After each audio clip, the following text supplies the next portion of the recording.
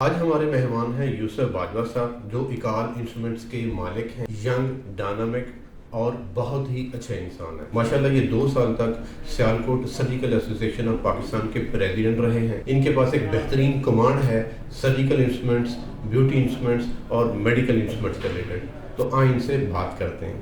السلام علیکم سر۔ وعلیکم السلام بٹ صاحب، بہت شکریہ، آپ نے ہمیں بھی موقع دیا کہ ہم آپ کے توسط سے لوگوں تک انٹریکٹ کر سکیں۔ سر بہت شکریہ۔ ماشاء اللہ، ہمارے جتنے بھی پوڈ کاسٹ ہیں وہ بیسکلی اسٹارٹ ہوتے ہیں اس بیسک نالج کے ساتھ۔ ماشاء اللہ آپ شادی شدہ ہیں، اگر شادی شدہ ہیں تو کتنے بچے ہیں آپ؟ میں جی الحمدللہ پچھلے 17 سال سے ویری ہیپیلی میرڈ۔ میرے 3 بچے ہیں، میرا بیٹا 17 سال کا ہے، میری بیٹی 15 سال کی ہے اور ایک چھوٹی بیٹی ہے وہ 9 سال کی ہے۔ ماشاء اللہ۔ سر اپنا ایکسپورٹ جرنی ہم سے تھوڑا سا شیئر کیجیے گا۔ میری ایکسپورٹ جرنی بھی جی اسی طرح ہی ہے جس طرح بہت سے سیالکوٹ کے جو لوگ ہیں۔ It's a family business. میرے والد صاحب نے یہ کمپنی لیٹ 80s میں شروع کی۔ ماشاء اللہ۔ اس سے پہلے وہ اپنے ہاتھ سے کام کرتے تھے، وہ خود ایک بڑے شاندار کاریگر تھے۔ زبردست۔ اور سر آپ نے کس ایج فیکٹر کے اندر بزنس کو جوائن کیا، اور آپ کیا کہ اپنا کیریئر اسی لائن میں جو ہے وہ رکھنا چاہ رہے تھے، یا آپ کی کوئی اور تھنکنگ تھی؟ میرے لیے تو جی یہ بڑی ایک سمپل سی چوائس تھی، کیونکہ میں اسکول میں تھا جب میرے والد صاحب نے یہ کاروبار شروع کیا۔ تو میرے لیے میرے والد صاحب واز ویری ڈائریکٹ پرسن، اور بڑی ارلی ایج میں انہوں نے کہہ دیا تھا کہ تم نے یہ کرنا ہے۔ تو میرے پاس یہ لبرٹی نہیں تھی کہ میں کچھ اور سوچ سکتا۔ اس کا مطلب یہ بھی نہیں ہے کہ مجھے کوئی فورس کیا گیا۔ It was a fantastic idea. Sir Sialkot کی انڈسٹری کے اندر انسٹرومنٹس کے اندر کون کون سی پروڈکٹ کیٹیگری جو ہے وہ ڈیزائن کی جاتی ہیں؟ لیکن سیالکوٹ کی جسے ہم سرجیکل انڈسٹری کہتے ہیں نا، یہ ایک امبریلا ہے۔ رائٹ۔ اس میں سب سیکٹرز ہیں ڈفرینٹ۔ سب سے بڑا سیکٹر جو ہے وہ سرجیکل انسٹرومنٹس کا ہے، اس کے بعد پھر ڈینٹل انسٹرومنٹس کا ایک سیکٹر ہے، پھر تیسرے نمبر کے اوپر بیوٹی انسٹرومنٹس کا سیکٹر آتا ہے۔ یہ وہ انڈسٹری ہے جس سے میں تعلق رکھتا ہوں، میری کمپنی اس فیلڈ میں ہے۔ اور اس کے بعد پھر باقی اسمال نشز بھی ہیں جس میں ویٹنری انسٹرومنٹس بھی ہیں، جس میں ڈفرینٹ اسٹینلیس اسٹیل کے پلائرز اور جیولری پلائرز بنانے والی کمپنیز ہیں۔ تو یہ سرٹن سب سیکٹرز ہیں جو کہ سرجیکل انسٹرومنٹس کی امبریلا کے اندر آتے ہیں۔ ماشاء اللہ۔ تو پورے پاکستان میں صرف یہ ہمارا جو شہر سیالکوٹ ہے یہاں پہ ہی یہ مینوفیکچرنگ ہوتی ہے، یا اس کے علاوہ بھی پاکستان کے کچھ اور سٹیز کے اندر یہ مینوفیکچرنگ ہوتی ہے؟ اگر تو انسٹرومنٹس کی بات کی جائے تو وہ تو صرف سیالکوٹ یا اس کے سراؤنڈنگ جس میں 10 کا بھی آ جاتا ہے، آلموسٹ 50 to 100 اور جی ایریا۔ وہ اسی ایریا میں آتا ہے۔ رائٹ۔ اس کے علاوہ کچھ میڈیکل ڈیوائسز ایسی ہیں جو دوسرے شہروں میں بنتی ہیں، لیکن وہ انسٹرومنٹیشن میں نہیں ہیں، وہ ویسے جنرلی میڈیکل ڈیوائسز میں۔ اور وہاں کے بھی کچھ لوگ، وہ اکا دکا کمپنیز ہیں جو کہ اس وقت بھی سرجیکل انسٹرومنٹس مینوفیکچررز ایسوسی ایشن اس کے ممبرز ہیں۔ سر آپ کے خیال میں ملک کی ترقی میں ایکسپورٹ بزنس کا کتنا رول ہے؟ دیکھیں، اگر آپ ورلڈ اکانومی کو دیکھیں اور ایسے ملکوں کو دیکھیں کہ جن کی اکنامک سچویشن بڑی سالڈ ہے، تو آپ کو ایک چیز بڑی واضح نظر آئے گی کہ وہ ایسے ملک ہیں جو کہ نیٹ ایکسپورٹرز ہیں۔ ہم انفارچونیٹلی ایک ایسا ملک ہیں جو کہ نیٹ امپورٹر ہے، اور جب ایز اے کنٹری آپ نیٹ امپورٹر ہوتے ہیں تو اس سچویشن میں جو آپ کی ایکسپورٹ انڈسٹری ہے وہ بہت زیادہ امپورٹنٹ رول ادا کرتی ہے۔ تو ہمارے جیسے ملکوں کے لیے یہ بڑا امپورٹنٹ ہے کہ ہم انکریج کریں اپنے کاروباری لوگوں کو کہ وہ ایسے وینچرز میں انوالو ہوں جس میں وہ زیادہ سے زیادہ چیزیں اور سروسز ایکسپورٹ کر سکیں۔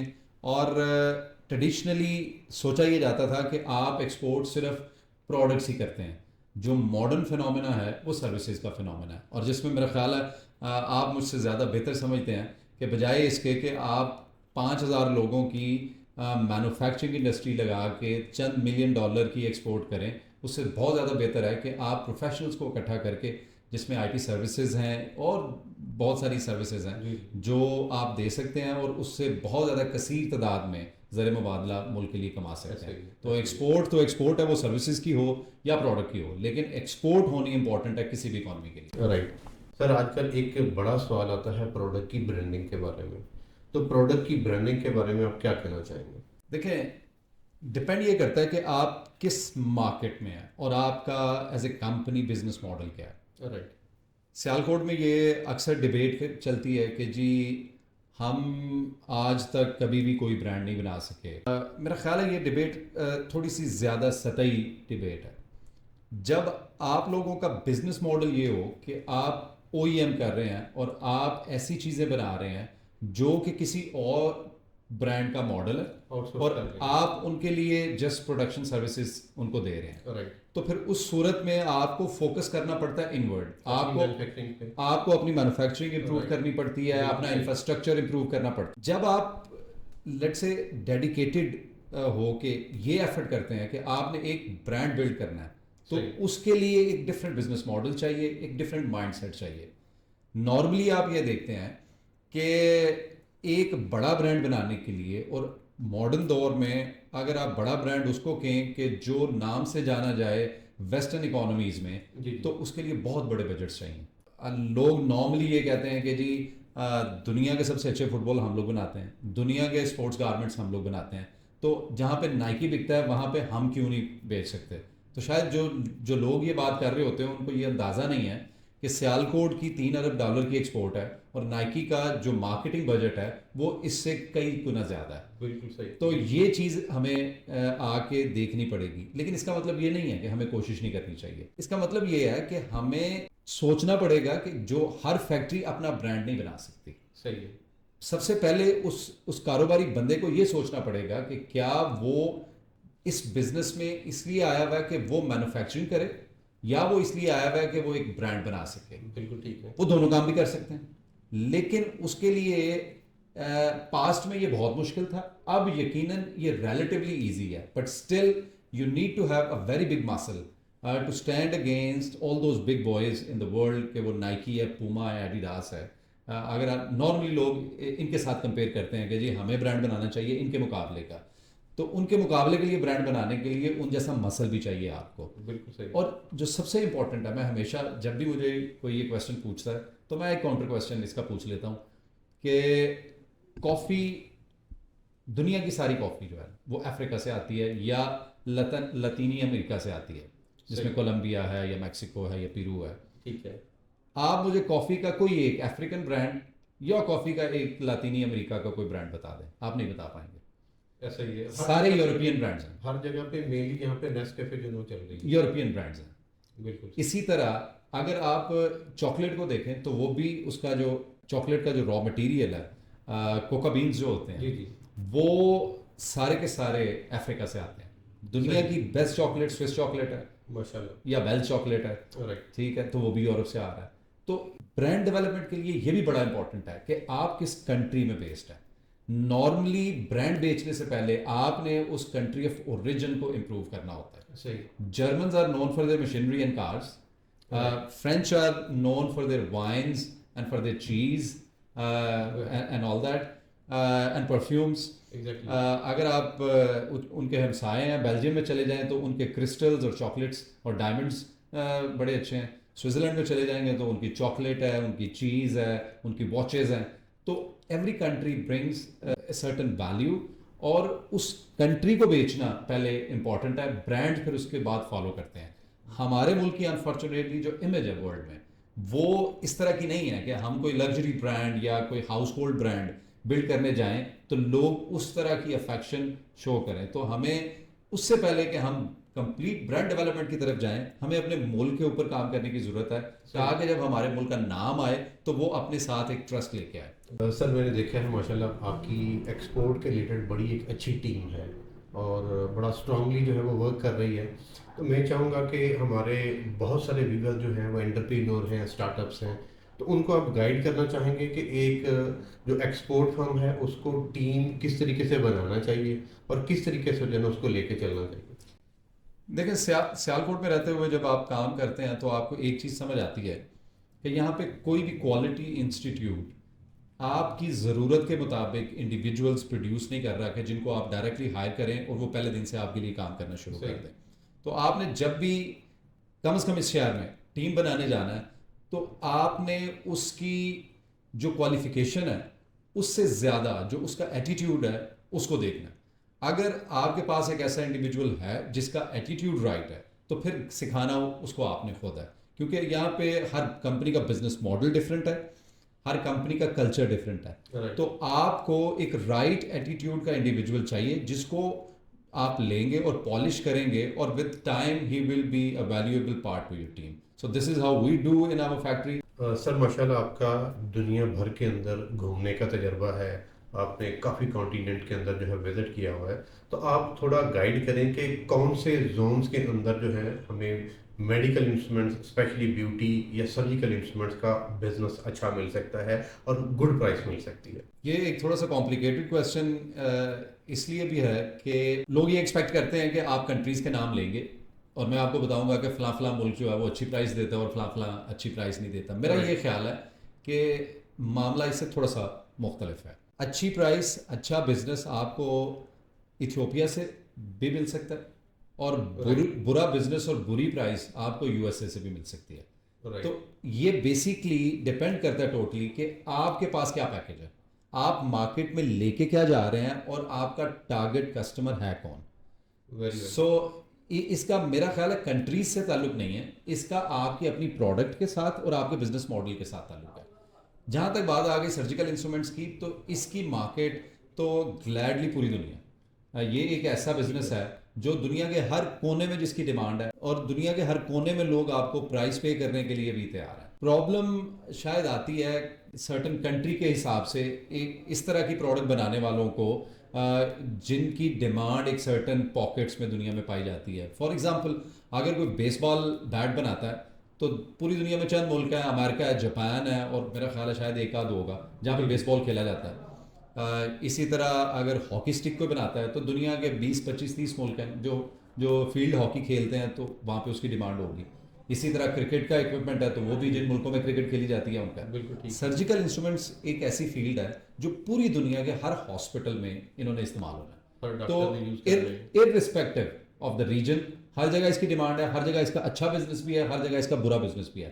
یہ ٹوٹلی ڈیپینڈ کرتا ہے کہ جو بزنس کرنا چاہ رہا ہے وہ کس مارکیٹ کو کیٹر کر رہا ہے اور اس کو کس طریقے سے کنڈکٹ کر. سملرلی بیوٹی بھی اسی طریقے سے, وہ بھی اسی طرح, بلکہ یہ آئی تھنک سو کہ یہ میڈیکل انسٹرومنٹ سے بھی زیادہ جو ہے نا وہ فیوچر اس میں جیسے جیسے پوری دنیا میں انکم لیول رائز ہو رہا ہے تو ہم یہ دیکھ رہے ہیں کہ جو جیسے لوگوں کے پاس ڈسپوزیبل انکم بڑھ رہی ہے تو ان کا جو خیال ہے بیوٹی کا اور ویل بینگ کا اور پرسنل گرومنگ کا وہ بڑھ رہا ہے اور وہاں پہ ڈیمانڈ جو ہے نا وہ بڑھ رہا ہے. سر ایکسپورٹ کمپنیز کو اپنی زیادہ انکم کہاں پہ اسپینڈ کرنی چاہیے, یا کس فیکٹر کے اوپر, کس چیز کے اوپر ان کو انویسٹ کرنا چاہیے؟ میرا خیال ہے سب سے پہلے یہ بات کرنی چاہیے کہ کہاں پہ نہیں کرنا چاہیے. اوکے, تو میرا یہ خیال ہے کہ اگر آپ نے ایک کاروبار شروع کیا اور آپ کا کام چل پڑا, جی جی, تو آپ کو فوری طور پہ بزنس کلاس ٹریول نہیں کرنا چاہیے. رائٹ, آپ کو فوری طور پہ برانڈز نہیں خریدنے چاہیے. بالکل ٹھیک. آپ کو فوری طور پہ ان چیزوں کی طرف نہیں جانا چاہیے. بالکل صحیح. اگر آپ یہ اپنے آپ کو کنٹرول کر لیں گے تو پھر اگلا سوال آتا ہے کہ اب آپ نے پیسے خرچنے کا. بالکل صحیح.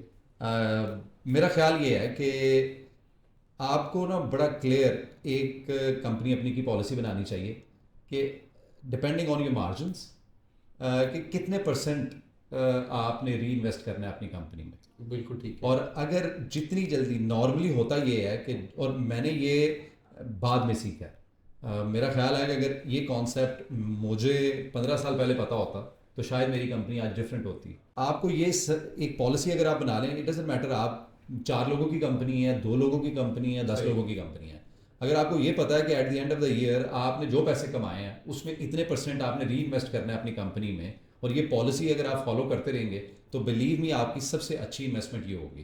جتنی تیزی سے یہ پیسہ رول ہوگا اور گرو ہوگا, کہیں اور آپ کے پیسے نہ گرو ہوں گے نہ رول ہوں گے. سر یورپ میں اس وقت آپ نے سنا ہوگا بیسکلی جی پی ایس آر کا کانسیپٹ جو ہے کہ اس وقت جی پی ایس آر جو ہے اس کی ڈیمانڈ کی جا رہی ہے تاکہ ابھی یہ امپلیمنٹ ہونے جا رہا ہے 13 دسمبر سے, تو اس کا ایفیکٹ کوئی آپ کی انڈسٹری کے اوپر بھی آئے گا؟ دیکھیں جتنی بھی لیبلنگ ریکوائرمنٹ ہے نا, الٹیمیٹلی اس نے جہاں سے پروڈکٹ بن کے جانی ہے وہاں پہ آنی ہے. بالکل صحیح. اب امپورٹنٹ اس ٹائم پہ یہ ہے کہ جتنی ہماری ٹریڈ باڈیز ہیں وہ اس طرح کے کانسیپٹس کو اٹھائیں, لوگوں کو ایجوکیٹ کریں, جو اس فیلڈ کے ایکسپرٹس ہیں ان کو ٹریڈ باڈیز میں بلایا جائے, اپنے لوگوں کو انوائٹ کریں, جس طرح میں اور آپ بات کر رہے ہیں اس طرح پوڈ کاسٹ میں اس کے اوپر بات کی جائے, اور جتنی بھی انفارمیشن ڈسیمینیٹ کی جا سکتی ہے اس کے ریلیونٹ جو اس کے ایکسپرٹس ہیں, میں ایکسپرٹ تو نہیں ہوں, جو ایکسپرٹس ہیں وہ تاکہ لوگوں کو زیادہ سے زیادہ بتا سکیں, کیونکہ فیوچر میں جو ٹریسیبلٹی کا کانسیپٹ ہے یہ ہر پروڈکٹ میں بہت زیادہ آ رہا ہے. اور اس کے ساتھ اور بھی بہت سے کانسیپٹس ہیں, جیسے انوائرمنٹ میں دنیا بڑی سینسٹیو ہوتی جا رہی ہے. کنزیومر جو ہے وہ ٹرانسپیرنسی مانگتا ہے کہ جی آپ نے یہ شرٹ پہنی ہوئی ہے تو یہ شرٹ جہاں پہ بنی ہے وہاں پہ جو الیکٹریسٹی آئی تھی وہ رینیویبل انرجی سے تھی یا وہ انہوں نے ڈیزل سے الیکٹریسٹی بنائی ہے, تو اس کا انوائرمنٹ پہ کیا افیکٹ آیا ہے, جو لوگ اس کو کر رہے تھے کیا ان کو جو ویج ریٹ ہے وہ رائٹ ملا یا نہیں ملا. تو یہ ساری چیزیں آنے والے دنوں میں, یہ آلریڈی بہت ساری انڈسٹریز میں تو آ چکی ہیں, ہماری انڈسٹری میں ابھی یہ کانسیپٹ انٹروڈیوس ہونا شروع ہوئے ہیں, لیکن آنے والے سالوں میں ہمیں اپنے لوگوں کو اس کے لیے پریپیئر کرنے کی ضرورت ہے. ایسے ایکچولی یہ یورپین لا ہے نا جی. سو اگر آپ کی پروڈکٹ جو ہے وہ ڈسٹائنڈ ہے یورپین کنزیومر کے لیے تو آپ کی یہ ساری برانڈنگ جو ہے وہ اور جو لیبلنگ ہے اور انسٹرکشن فار یوز اور آل دیٹ وہ سارا ٹرانسپیرنٹ ہونا چاہیے, اس کی ٹریسیبلٹی ہونی چاہیے, وہ سارا کچھ ہونا چاہیے. سو یس یہ اور یہ انفارچونیٹلی ہمیں کچھ نہیں پتہ ہے. تو آپ کیا فیل کرتے ہیں کہ جو یونیورسٹیز ہیں اور جو ہمارے پاس اس وقت ایکسپورٹ کے اندر یہ کمیونٹی اویلیبل ہے, اس میں بیسکلی گیپ کیا ہے؟ میرا اس کے اوپر جو پوائنٹ آف ویو ہے نا وہ بڑا کنٹروورشل ہے جی. اور میں نارملی جب یہ بات کرتا ہوں تو لوگ سوچنا شروع کر دیتے ہیں کہ یہ کیا بات کر دی ہے اس نے. جی جی. میرا یہ خیال ہے کہ جو 18th 19th اور 20th سینچری کا کانسیپٹ تھا اسکولز اور یونیورسٹی کا وہ ریڈنڈنٹ ہے. صحیح. You don't need schools, you don't need universities. جب ایک بچے کو آپ نے اتنا ایجوکیٹ کر دیا نا, ہاں ارلیئر جو کنڈر گارڈنز ہیں جو پرائمری اسکولز ہیں وہ آپ کو چاہیے, بالکل ٹھیک. وہ صرف اس لیے چاہیے کہ آپ جب بچہ آپ کا ڈیولپ ہو رہا ہے نا تو بائی دی ایج آف 8 9 10 اس نے یہ سیکھ لینا ہے کہ دوسرے بچوں کے ساتھ سوشلائز کیسے کرتے ہیں, ڈیلنگ کیسے کرتے ہیں. ہمیں یہ لگتا ہے کہ ہم لوگوں کے ساتھ ڈیل کرنا سیکھتے ہیں جب ہم میچور ہو جاتے ہیں. ایکچولی ہم لوگ جب ہم اسکول میں جاتے ہیں نا تو دوسرے بچوں کے ساتھ انٹریکٹ کرتے ہیں تو ہم ڈیلنگ اور ٹریڈنگ تبھی سیکھ لیتے ہیں. اگر آپ یاد کریں, مجھے کم از کم اپنے اسکول کا واقعہ یاد ہے کہ اگر میں یہ دیکھوں کہ میرے کسی دوست کے پاس بڑا اچھا شارپنر ہے اور میرے پاس 2 ربرز ہیں تو میں کہوں گا یار یہ ربر تو مجھ سے ایک لے لے, مجھے یہ شارپنر دے دے, مجھے بڑا پسند ہے, یا دونوں یہ تو لے لے وہ مجھے دے دے. آپ کر کیا رہے ہیں, آپ کاروبار کر رہے ہیں. اس وقت آپ کو یہ لگتا ہے کہ وہ شارپنر وہ ویلیو رکھتا ہے جو مجھے چاہیے, اور پروبیبلی یہ جو 2 ربر ہیں یہ وہ ویلیو رکھتے ہیں جو اس کو چاہیے. تو آپ ٹریڈنگ کرنے کی کوشش کرتے ہیں. جو پرائمری اسکول ہے نا وہ ریلیونٹ ہے, وہاں پہ بچہ سوشلائز کرنا سیکھتا ہے, وہاں پہ ایکسیپٹیبلٹی سیکھتا ہے. وہاں پہ جو بچے آئے ہوتے ہیں وہ ڈفرینٹ ہاؤس ہولڈ سے آتے ہیں. میرے گھر کی ویلیوز ڈفرینٹ ہے, آپ کے گھر کی ڈفرینٹ ہے, تو وہ ہر ایک بچہ ڈفرینٹ ویلیوز سیٹ لے کے آتا ہے. وہ جب انٹریکٹ کرتے ہیں تو بچے کو یہ سمجھ آتی ہے کہ جس طرح میں یا میرے گھر والے سوچتے ہیں, دنیا میں رہنے کا اور سوچنے کا صرف یہ طریقہ کار نہیں ہے, لوگ اور طرح بھی سوچتے ہیں. تو آپ کو ڈفرینس آف اوپینین کی انڈرسٹینڈنگ ڈیولپ ہو جاتی ہے. اس کے ساتھ ساتھ آپ کو الف بے اے بی سی سینٹینس بنانا, سینٹینس پڑھنا یہ بھی آ جاتا ہے. سلائٹ کمپیوٹر لٹریسی آ جاتی ہے. And once you are connected to internet and you are literate enough to type a certain thing and you can articulate a certain idea, جو آپ نے سوچا آپ اس کو کہہ سکتے ہیں. انف ایجوکیشن. اس کے بعد یہ آپ کے اوپر ہے, اس انڈیویجول کے اوپر ہے کہ وہ دنیا میں کیا کرنا چاہتا ہے. صحیح. یعنی میں تو اپنے بچوں کے ساتھ جب بات کر رہا ہوتا ہوں میں تو ان کو یہ کہتا ہوں کہ جی آپ کو یہ لگتا ہے کہ میں بہت سے آپ کے ماڈرن ٹائم کے ٹاپکس ہیں جن کے بارے میں مجھے کوئی پتہ نہیں ہے. جی. میں مان لیتا ہوں مجھے نہیں پتا, آپ مجھے ٹاپک بتائیں, آدھے گھنٹے بعد مجھ سے ڈبیٹ کر لیجیے گا, میرے پاس میرا فون ہونا چاہیے. ٹھیک ہے. سو اس کا مطلب کیا ہے, آپ یعنی رائٹ ناؤ ہم اگر ایک پریکٹس کریں, ہم کہتے ہیں کہ جی سرن کے اندر وہ جو انہوں نے لیب بنائی ہوئی ہے اور جو وہ ایٹم کے پارٹیکلز کو بریک کر کے اور اس کو اسٹڈی کر رہے ہیں, تو وہ جو لیب بنی تھی وہ کیسے بنی تھی. اب اس لیب کو بنانے میں ان کو 30 سال لگے, ایٹ لیسٹ 2.5 بلین یوروز خرچ آئے اس پہ. اگر آپ مجھے اتنا پتا ہے, لیکن وہ ورکنگ کس طرح کرتی ہے میں 1 گھنٹے میں آپ کو بتا سکتا ہوں. صحیح. جو کریٹ کرنے میں 30 سال لگے, تو اس کا کیا مطلب ہے, اس کا مطلب یہ ہے کہ جو آپ کے کنونشنل وے آف ٹیچنگ ہے وہ ریڈنڈنٹ ہو گئے. آپ نے بچے کو پریپیئر کرنا ہے کہ وہ پریکٹیکل لائف میں جائے اور سرٹن چیزیں کر پائے. بالکل صحیح. ٹھیک ہے. تو اگر مجھے یہ لگتا ہے کہ میں نے ایکسپورٹ کرنی ہے, میں نے یورپین مارکیٹ میں سرجیکل انسٹرومنٹس بیچنے ہیں, تو اگر میرے پاس انٹرنیٹ کا ایکسیس ہے تو بس میں اگر بیٹھ جاؤں تو ایک ہفتے کے اندر میں اپنے آپ کو ایجوکیٹ کر سکتا ہوں. ایسا ہی. میرا یہ کانسیپٹ اس کے بارے میں ڈفرینٹ ہے. گیپ یونیورسٹیز میں اور انڈسٹری میں جتنا مرضی ہو, اگر جس نے پڑھنا ہے اس نے پڑھ جانا ہے. جو امپورٹنٹ چیز ہے نا وہ یہ ہے, ہاں آپ ول ٹو لرن اجاگر کریں بچوں کو کہ بھائی انڈرسٹینڈ کریں. اگر آپ بے شک غریب پیدا ہوئے ہیں اس کا مطلب یہ نہیں ہے کہ آپ کوئی بڑا نہیں کر سکتے, آپ کر سکتے ہیں. آج پہلے سے بہت زیادہ اپرچونیٹیز ہیں کرنے کی. بالکل ایسا ہی. تو ہاں ہم ایسوسیشن لیول پہ بھی اور ویسے بھی سٹی میں آپ جب بیٹھے ہوتے ہیں تو کامن یہ ایک بڑا فیشنیبل اسٹیٹمنٹ ہوتا ہے ہمارا جی گیپ بہت بڑا ہے انسٹیٹیوٹس کا اور انڈسٹری کا. ہاں ہے, اس میں کوئی شک نہیں ہے, لیکن کیا آپ اب اس کو برج کرنے کا ٹائم آج سے 25 سال پہلے تھا, آپ نے نہیں کیا, اب نہ کریں اس کو, اب اس کو کرنے کی ضرورت نہیں ہے. اب آپ کانٹینٹ جو ہے نا وہ آن لائن کر دیں اور جس نے سیکھنا ہوگا وہ سیکھ لے گا جا کے. بالکل صحیح. سر کیا فیل کرتے ہیں یہ جو انٹرنیشنل ٹریڈ فیئر ہیں یہ کسی ایک کمپنی کے بزنس کو گرو کرنے میں تقریباً کتنا کردار ادا کرتے ہیں؟ انٹرنیشنل ٹریڈ فیئرز آپ کی بزنس گروتھ کے لیے امپورٹنٹ ہے, لیکن after a certain level. Normally آپ کو کرنا یہ چاہیے کہ جو اس سے بہت سستے طریقے ہیں سیلز اینڈ مارکیٹنگ کے وہ پہلے اڈاپٹ کرنے چاہیے. ٹھیک ہے. جب آپ and again make a bench mark کہ آپ ایک سرٹن لیول پہ جب پہنچ جائیں گے تو پھر آپ یہ, کیونکہ بہت ایکسپینسو ہے آج کی ڈیٹ میں, آپ ایک جسے کہتے ہیں بڑا کمزور سے ملک میں کمزور سا ایگزیبیشن بھی کریں گے تو $10,000 آپ کے لگ جانے ہیں. آپ $10,000 میں بہت سے ایسے طریقے ہیں آن لائن جو $10,000 خرچ کے آپ شاید زیادہ بزنس لا سکتے ہیں. اور جو ڈفرینس پروبیبلی میری انڈرسٹینڈنگ کے مطابق رہ گیا ہے وہ یہ ہے کہ ٹریڈ فیئرز میں ابھی بھی جو ریلیٹیولی لارجر سائز کمپنیز ہیں وہ آتی ہیں. ٹھیک ہے. اور اگر آپ کی کمپنی اسٹارٹنگ فیز میں ہے تو شاید وہ آپ کو سوٹ نہیں کرتے کیونکہ آپ ان کی ڈیمانڈ پوری نہیں کر پائیں گے, آپ ان کی ریکوائرمنٹ پوری نہیں کر پائیں گے. جو ریلیٹیولی اسمالر کسٹمر ہے وہ ٹریڈ فیئرز میں نہیں آتا کیونکہ بڑا ایکسپینسو ہوتا ہے ٹریول کر کے کسی ٹریڈ فیئر میں جانا, اور انفارمیشن اگر چاہیے کسی اسمال اینڈ میڈیم کمپنی کو تو ان کو آن لائن مل جاتی ہے. تو سر جو انیشیلی انویسٹمنٹ ہے پھر وہ کس ٹاپک کے اوپر کرنی چاہیے کمپنی کو؟ جو میں نے کیا تھا وہ میں آپ کو بتا سکتا ہوں. آپ علی بابا پہ جائیں, آپ اپنی ویب سائٹ ٹھیک کریں, آپ آج کل سوشلز ہیں ان کا ٹائم ہے وہ یوز کریں, اپنی پروڈکٹ کی جو ڈیجیٹل فوٹوگرافی ہے اور ویڈیوگرافی ہے وہ اچھی کروائیں. اسٹارٹ میں ان چیزوں پہ انویسٹ کریں. جب آپ ایک سرٹن تھریش ہولڈ اپنے ٹرن اوور کا اچیو کر لیتے ہیں then you should go for the exhibition. Paid marketing. جی بالکل. سر ایکسپورٹرز کا ایک بہت بڑا ایشو ہے شپنگ کے ایکسپینسز کا, تو کوئی ایسے آپ کے نزدیک ایسے ہیکس ہیں کہ کس طریقے سے جو ہے جو شپنگ ایکسپینس ہے اس کو کنٹرول کیا جا سکے؟ یہ بھی ایک ڈبیٹ ہے سٹی میں اس وقت کہ جی آپ کے جو ٹرانسپورٹیشن ہے گڈس کی اس کا ایک مسئلہ ہے. اس میں کچھ انٹرنیشنل کرائسز ہیں, جیسے ہوتھیز نے کبھی کوئی میزائل چلا دیا تو آپ کے جو شپس ہیں وہ رک جاتے ہیں ریڈ سی میں. اس کے بعد کہیں پہ کوئی وار شروع ہو گئی تو اس کی وجہ سے فلائٹس ڈسٹرب ہیں. یہ سارے پرابلمز آ رہے ہیں. جو مین پرابلم پاکستان کا ہے نا وہ یہ ہے کہ ہمارے ہاں آلریڈی جو ایئر ٹریفک ہے وہ بہت کم ہے. ٹھیک ہے. ہماری اپنی ایئر لائن کو یورپ کا ایکسیس نہیں ہے.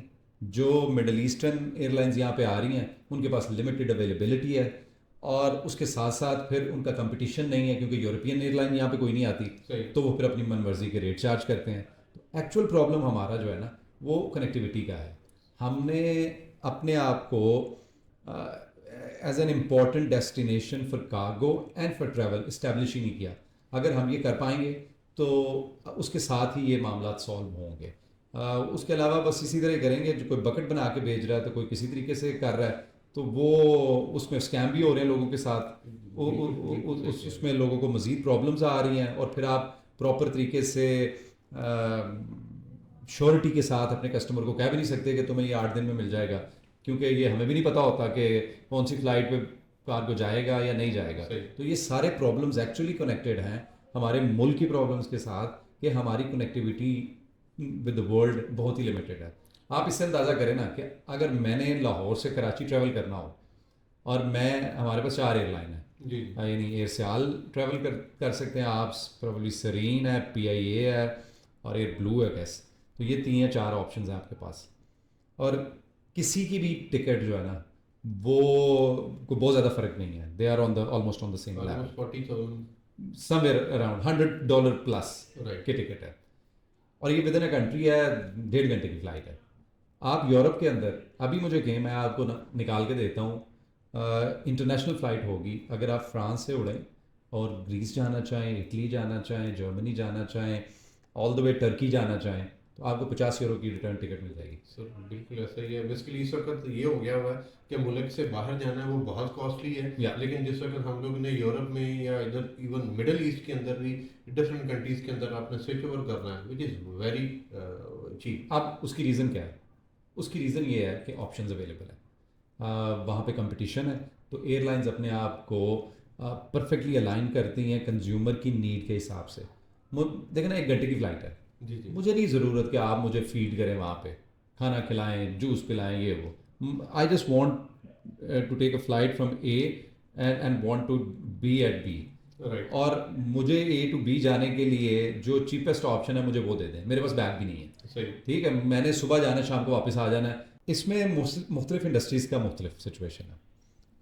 हम normally as I said earlier 2 से 5% एक्स्ट्रा प्रोड्यूस करते हैं। राइट। हमारे मॉडल क्योंकि सेम ही रिपीट होने होते हैं, हमारा कोई फैशन की प्रोडक्ट तो है नहीं है, बिल्कुल ठीक। तो हमारा जो ओवररन होता है वो वापस स्टॉक में चला जाता है, और जब अगले कस्टमर का ऑर्डर आता है तो हम वहीं से निकालते हैं उसको, और उसको दोबारा से पॉलिश करना पड़े तो करके Right. रीब्रांड करते हैं और उसको बेच देते हैं। तो हमें नॉर्मली वो प्रॉब्लम नहीं होती जो कि टेक्सटाइल वालों को या लेदर वालों को होती है, क्योंकि उनके मॉडल्स हर एक कस्टमर के यूनिक होते हैं, उनकी ब्रांडिंग उसके हिसाब से हुई होती है, फैशन हर साल चेंज हो जाता है। हमारी इंडस्ट्री में कम से कम हमें ये एडवांटेज है, लेट्स से मॉस्कीटो फॉर्सेप था, तो वो आज से कोई 200 साल पहले जिस तरह का बनता था आज भी वही बनता है। अगर आपकी टिश्यू होल्डिंग फॉर्सेप है कोई, तो वो भी सेम ही है। तो यहाँ पे चेंजेस आती नहीं है जो आपकी जनरल इंस्ट्रूमेंट्स हैं।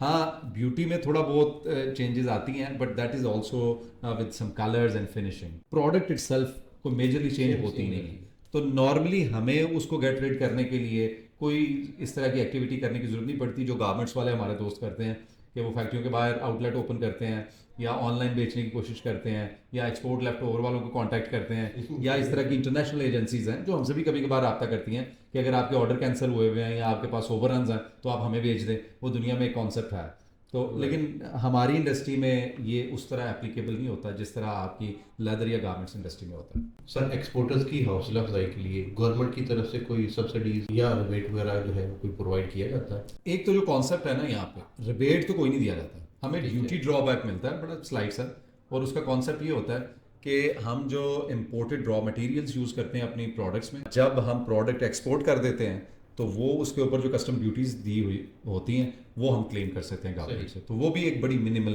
किस्म की है, वो ना होने के बराबर है वो। इसके अलावा अगर कोई सब्सिडी या कोई स्पेशल रिबेट हमारी इंडस्ट्री के लिए इस वक्त कोई नहीं है। लास्ट टाइम जो मिला था वो DLTL की शक्ल में था, वो एक्सपायर हो चुका है, अभी इस तरह की कोई स्कीम नहीं है। मैं लोगों को एक मैसेज देना चाहता हूँ कि अगर आप कामयाब होना चाहते हैं तो आपको कुर्बानी देना पड़ेगी, और ख्वाबों की ताबीर के लिए कुर्बानी ज़रूरी है। आज का हमारा पॉडकास्ट यूसुफ बाजवा साहब के साथ था। माशाल्लाह ये बड़े ही डायनामिक पर्सन है, जो इनकी जो कमांड है माशाल्लाह वो बड़ी ही एक्सीलेंट है। इन्होंने हमें बड़े ही अच्छे अंदाज से चीज़ें समझाई और गाइड किया कि किस तरीके से जो है जो एंटरप्रीन्योर्स हैं, स्टार्टअप्स हैं, जो सक्सेसफुल बिजनेस ओनर्स हैं इंस्ट्रूमेंट्स की इंडस्ट्री के अंदर, उनको क्या क्या फैसिलिटीज़ अवेलेबल हैं, और मज़ीद ग्रो करना है तो हमारे पास हमारी इंडस्ट्री में ऑप्शंस क्या क्या अवेलेबल हैं। तो हम इनका शुक्रिया अदा करते हैं, इनसे बल्कि रिक्वेस्ट भी करते हैं कि अगर हमें ये अपनी मसरूफियत में से अगर दोबारा भी कभी हम इनसे गुजारिश करें तो ये टाइम दें तो हम ये मना नहीं करेंगे। जज़ाकल्लाह भट्ट साहब, बहुत शुक्रिया आपका, आपको कभी भी ना नहीं करेंगे sir thank you so much. Thank you, बहुत शुक्रिया।